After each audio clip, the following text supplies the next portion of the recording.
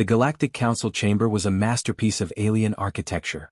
A domed colossus that glittered with the light of 1,000 stars, its air filled with the faint hum of ancient machinery and the whispers of distant conversations. Representatives from every corner of the galaxy filled the amphitheater, their diverse forms creating a mosaic of life. Today the air was thick with anticipation. For centuries, the Council had maintained peace through negotiation, coercion, and, when necessary, subtle force. But today's meeting had been called to address a new concern: humanity. The Terrans were the newest members of the Council, having clawed their way into interstellar relevance only a century ago. Their rapid rise had been met with both admiration and suspicion. And now their unpredictability had forced the Council to act. High Chancellor Ulthar, a towering insectoid with iridescent wings, stood at the central podium, his stance exuding authority as his wings caught the chamber's ambient light in shimmering hues. His multifaceted eyes scanned the gathered representatives as he raised his voice, amplified by the chamber's acoustics. Esteemed members of the Galactic Council, the time has come to discuss the Terran contingency. Their advancements in technology, their unparalleled adaptability, and most concerning of all, their proclivity for conflict pose a potential threat to galactic stability. A low murmur rippled through the chamber. The Council had dealt with aggressive species before, but humans were an enigma. They weren't the strongest, the fastest, or even the most intelligent. Yet they had defied the odds, thriving in conditions that would destroy most species. They had turned their inhospitable death world into a cradle of innovation. We have reason to believe, Ulthar continued, that the Terrans possess a capability unlike any other species. A kill switch, if you will. Something they could unleash if pushed to desperation. A sudden hush fell over the chamber. The phrase kill switch hung in the air, a chilling concept that conjured images of apocalyptic devastation. The representatives exchanged uneasy glances, their whispers barely audible. "This is absurd," growled Torgak, a hulking reptilian ambassador. "The Terrans are cunning, yes, but they are not invincible. They bleed, they die. If they had such a weapon, why would they keep it hidden?" "Perhaps because it is a weapon of last resort," suggested Emissary RHWin, a luminous being of pure energy. "A deterrent so catastrophic that even they fear its use?" Ulthar raised a clawed hand to silence the growing debate. "We cannot rely on speculation. We must confirm the existence of this kill switch. If it is real, it must be neutralized." The chamber erupted into a cacophony of voices, each representative vying to be heard. Amid the chaos, a single figure sat silently, observing. Ambassador Elisa Carter, humanity's sole representative, remained calm. Her sharp blue eyes scanned the room, taking in every word, every gesture. She was young for a diplomat, but her presence commanded respect. Where others saw humans as brash and impulsive, Carter embodied quiet, calculated resolve. When the uproar reached its peak, she stood. The chamber fell silent, all eyes turning to her. Humans were new to the Council, but their reputation had already made them impossible to ignore. "High Chancellor Ulthar," Carter began, her voice steady. "We appreciate the Council's concern for galactic stability. However, I must ask, what evidence supports this claim? Has humanity given you reason to believe we harbor such a weapon?" Ulthar hesitated, his wings fluttering in agitation. "Ambassador Carter, humanity's history speaks for itself. Your wars, your resilience, your ingenuity in overcoming insurmountable odds. These traits, while admirable, also make you dangerous. We have intercepted communications suggesting the existence of a failsafe. A weapon designed not to win a war but to end one." Carter's expression remained neutral, her sharp gaze betraying a mind racing to calculate the next move in a game fraught with peril. If the Council truly believed humans possessed such a weapon, it could justify preemptive action against Earth. She needed to tread carefully. "High Chancellor," she replied, "humanity has always sought to endure, not to dominate. If we have crafted tools to safeguard our existence, it is because history has taught us the devastating cost of unpreparedness. But to suggest we would unleash devastation upon the galaxy is not only baseless but insulting. Then you deny the existence of this kill switch?" Ulthar pressed. Carter paused, her gaze sweeping the room. She knew denial would accomplish little. The Council had already decided humanity was a threat. Instead, she chose a different path. "The question is not whether humanity possesses such a weapon," she said, her voice gaining strength. "The question is why you fear it.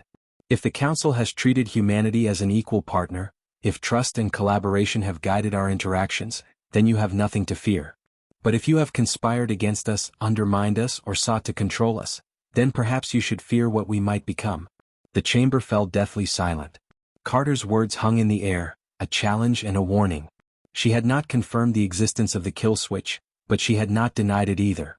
The ambiguity was deliberate, a calculated move that left the council uncertain and uneasy. Arthur's wings flared, his voice sharp. "Are you threatening the council, Ambassador Carter?" "Not at all," she replied smoothly. "I am merely reminding you that humanity has always been a species of balance. We adapt, we endure, and we protect what is ours. If the council believes it can dictate the terms of our survival, then it is you who underestimate us." For a moment no one spoke. The chamber's grandiosity seemed to shrink under the weight of her words. Then, slowly, the murmurs began. Representatives whispered among themselves, debating Carter's veiled implications. The balance of power had shifted, if only slightly, and the council felt it. Arthur's gaze bore into Carter, but he knew pressing further would yield no answers. "We will adjourn for now," he declared. "This matter is far from resolved." As the representatives began to file out, Carter remained standing, her expression unreadable. She had bought humanity time, but she knew the council would not let the matter rest. The game had begun, and every move from here would determine Earth's fate. As she left the chamber, her personal comm unit buzzed. A familiar voice greeted her. "Ambassador, this is General Kale. Did they take the bait?" Carter allowed herself a small smile. "Hook, line, and sinker," she replied. Far above Earth, cloaked in the shadow of its moon, a Terran battleship began to stir. Its sleek hull glinted faintly in the darkness as its systems powered up, a silent guardian with a hum of latent menace. Deep within its core, a failsafe hummed to life, its existence known to only a handful of individuals.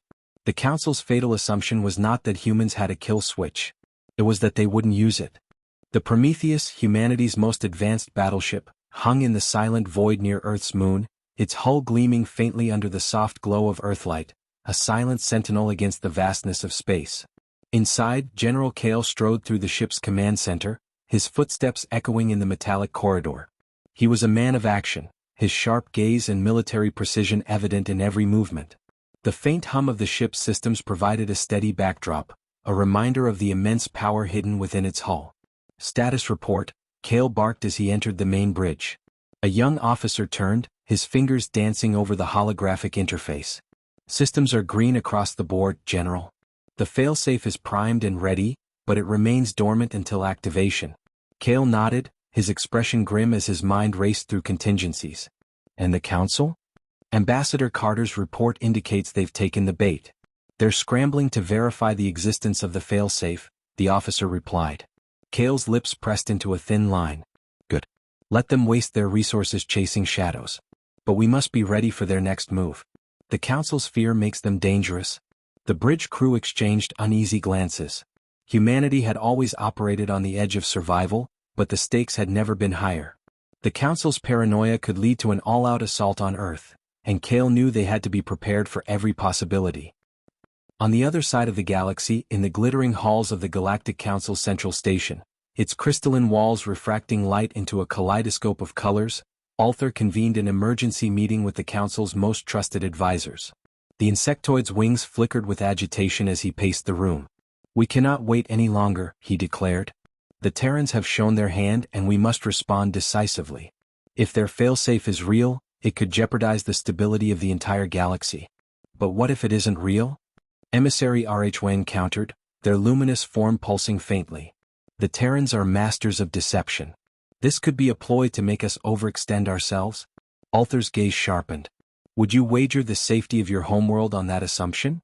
HFY fell silent, their glow dimming. The room grew tense as the weight of Arthur's words sank in. The Council had faced threats before, but humanity was different. They were unpredictable, and that made them dangerous. "We must act," Arthur said, his tone resolute. "Deploy a reconnaissance fleet to Earth. If the failsafe exists, we will find it and neutralize it." Days later, the Prometheus detected the incoming fleet. The recon vessels were sleek and fast, designed for stealth and speed. But they had underestimated humanity's ingenuity. Kale stood on the bridge, watching the holographic display as the fleet approached Earth's orbit. "They're scanning for the failsafe," the tactical officer reported. "Their systems are probing deep into our networks." Kale's eyes narrowed. "Let them. Deploy the decoys and feed them false data. Make them think they're onto something. The Prometheus S systems hummed as decoy signals were launched. Simulated failsafe schematics and power signatures appeared on the recon fleet sensors, carefully designed to lead them deeper into the trap. The fleet's movements grew more aggressive as they closed in on the false locations. In the shadows of Earth's orbital defenses, hidden installations powered up their weaponry. Kale's strategy was simple: let the Council's fleet come close enough to feel confident, then strike decisively. They've taken the bait, the officer confirmed. All ships are converging on the decoys. Kale's voice was cold. Activate the interdiction field. Disable their escape routes. A pulse of energy rippled from the hidden installations, enveloping the recon fleet. Their ships shuddered as their engines sputtered, caught in the field's grip. Panic spread through their ranks as they realized their mistake. Engage, Kale ordered. The Prometheus and Earth's orbital defenses unleashed a coordinated assault, the darkness of space igniting with bursts of energy as railguns roared and beams of light cleaved through the void. Railguns fired kinetic projectiles at near-light speeds, while energy weapons carved through the recon fleet's sleek hulls. The battle was swift and brutal, humanity's ferocity overwhelming the invaders. Kale watched as the last of the recon ships was disabled, its engines flickering before going dark. He turned to the comm officer. Open a channel to the fleet's commander. A holographic image of an alien captain appeared, their expression a mix of anger and fear. Kale's tone was icy. Return to your masters. Tell them what you found. Tell them what it cost you. And remind them, humanity does not forgive threats. The alien captain said nothing, their hologram flickering out as the channel closed. Kale turned to his crew. Clean up the debris and ensure no critical systems are left intact. Let the Council think they uncovered only a fraction of our capabilities.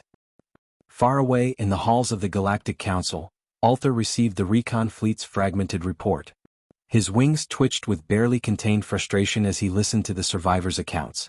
They knew we were coming, one report said. They were ready. We never had a chance. Althor slammed a clawed hand on the table, his voice a hiss of frustration and anger. The Terrans have made their intentions clear. Their audacity must be answered. They seek to intimidate us, to undermine our authority. This cannot stand. Emissary RHYN's glow pulsed faintly. And yet they did not destroy the fleet entirely. Perhaps they are offering us a warning, not a declaration of war. A warning is a prelude to defiance, Althor snapped. We must prepare for escalation. Summon the Council. If the Terrans want a fight, we will give them one. As the Council chamber began to fill once more, humanity's gambit continued to play out. The game was far from over, and both sides knew the stakes had never been higher. The Galactic Council's response was swift. Within days, a massive fleet had mobilized, their ships forming an ominous armada that glimmered like a swarm of metal wasps in the void, converging on Earth's sector with the precision of a well-honed blade. High Chancellor Althor stood on the bridge of the Eminence, the Council's flagship, watching the strategic holograms flicker before him. The fleet's approach was a statement of intent. Humanity's defiance would not go unanswered. Status? Althor barked, his multifaceted eyes darting across the room. Fleet cohesion is at 98%, High Chancellor, an officer replied, their voice steady despite the palpable tension. Our long-range sensors are tracking minimal resistance from the Terrans. They appear to be consolidating their forces around their moon. Althor's wings fluttered with irritation. A predictable move. They'll make their stand there, leveraging whatever traps they've laid. Ensure our advance remains coordinated. I want no surprises. On the Prometheus, General Kale monitored the Council fleet's advance. The holographic display painted a grim picture. A seemingly endless wave of ships, their weapon systems glowing like embers against the void. Yet, Kale's expression remained unreadable. Confirm readiness of all systems, he ordered. His crew moved with practiced efficiency, their movements synchronized with the ship's hum. A communications officer turned toward him. General, Ambassador Carter is requesting a secure channel. Kale nodded. Put her through. Carter's holographic image flickered to life, her composed demeanor masking the urgency in her eyes. General, the Council has committed nearly half its fleet to this attack. They're gambling everything on this strike. If we falter here, Earth won't survive the aftermath. We won't falter, Kale replied firmly. But the cost will be high. Are the contingency plans in place?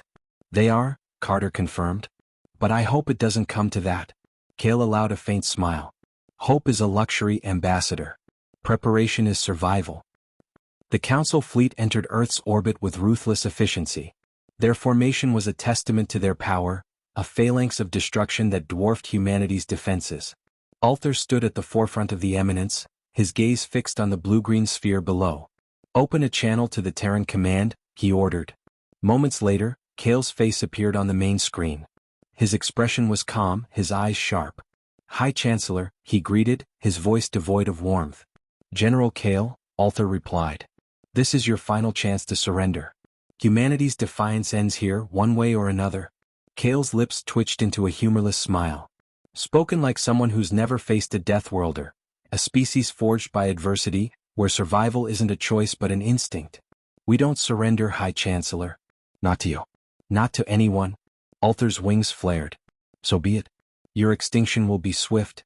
The channel closed and the void seemed to hold its breath. Then the battle began. The first volleys tore through the void, brilliant streaks of light illuminating the darkness as the Council's fleet unleashed a torrent of firepower, their weapons roaring with deadly precision. Humanity's orbital defenses roared to life, their railguns and energy cannons cutting through the onslaught with precision. The Prometheus led the charge, its advanced systems coordinating the counterattack. Kale issued rapid-fire orders, his voice steady despite the chaos. "Focus fire on their flanking ships. Disrupt their formation. Keep them guessing." The Council's initial advantage began to wane as humanity's unorthodox tactics came into play. Decoy ships mimicked the Prometheus, drawing fire away from critical installations. Meanwhile, hidden platforms emerged from the moon's surface, launching devastating strikes at the Council's rear. But the Council adapted quickly. Althor's command was relentless, his fleet shifting tactics to counter humanity's surprises. The Eminence spearheaded a push toward the moon, its weapons targeting the hidden platforms with surgical precision. "General, their flagship is breaching our perimeter," a tactical officer reported. Kale's jaw tightened. "Bring the failsafe online. If they want to test our resolve, they'll get their answer." The Prometheus shuddered as its Oblivion core powered up, emitting a low resonant hum that vibrated through the hull. Arcs of energy danced like captive lightning, illuminating the ship in a ghostly glow. The Council fleet hesitated, their sensors detecting the surge. On the Eminence, Althor's eyes narrowed. "What are they doing?" he demanded. "Analyze that energy signature." The response came too late. The Oblivion core unleashed a controlled burst, a blinding wave of energy that rippled through the battlefield. The Council's ships faltered as their systems scrambled to compensate, leaving them vulnerable to coordinated strikes. Kale seized the opportunity. "All ships, focus fire on their flagship. Cripple their command structure." Humanity's forces surged forward, their ferocity catching the Council off guard. The Eminence took heavy fire, its shields flickering under the assault. On the bridge, Althor gripped the console, his wings twitching with rage. "Withdraw the fleet," he commanded. "Regroup at the outer perimeter."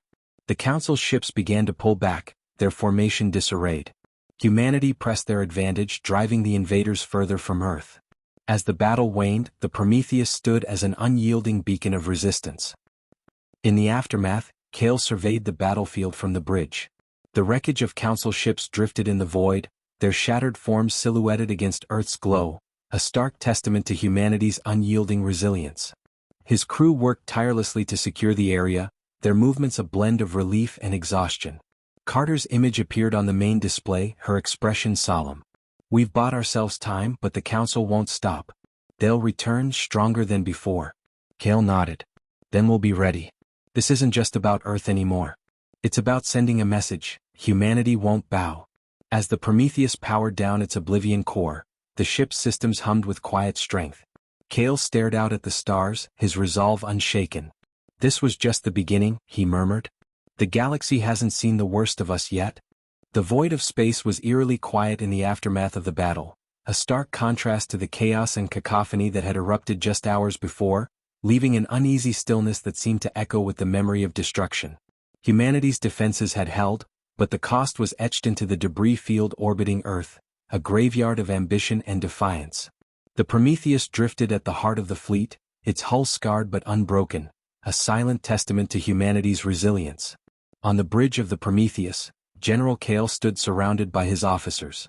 The strategic holograms displayed the remnants of the Council fleet retreating to the outer perimeter. The battle was won, but the war was far from over. Status on repairs? Kale asked, his tone calm but firm. Shields are at 60%, and weapons systems are at 75% capacity, a tactical officer reported. Engineering teams estimate full operational status in 12 hours. Kale nodded, his gaze fixed on the holograms. And the council?